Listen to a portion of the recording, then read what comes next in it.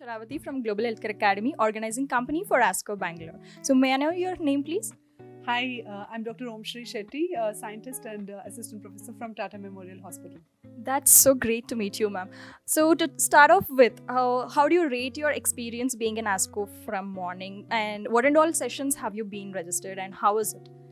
It's a fantastic experience. This is my second time in a row for Best of ASCO, and I really love the plenary, the keynotes, and even this workshop and all the lectures. Okay. So what was the session most interesting out of all the sessions you have attended today? The keynote lecture by Dr. Ajay, and also the workshop. And I mean, of course, it's a topic which I love, precision oncology. So discussing and listening to the experts was really a pleasure.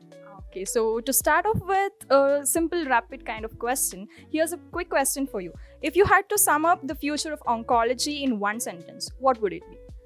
I think we are getting more and more precise and also AI driven. So it's going to be definitely targeted therapy, and one size doesn't fit for all. So it's precision. Yes, one size doesn't fit for all, and that's precision, and that's what the future of oncology is, what you mean. That's so accurate. So, which breakthrough in your field excites you the most and why?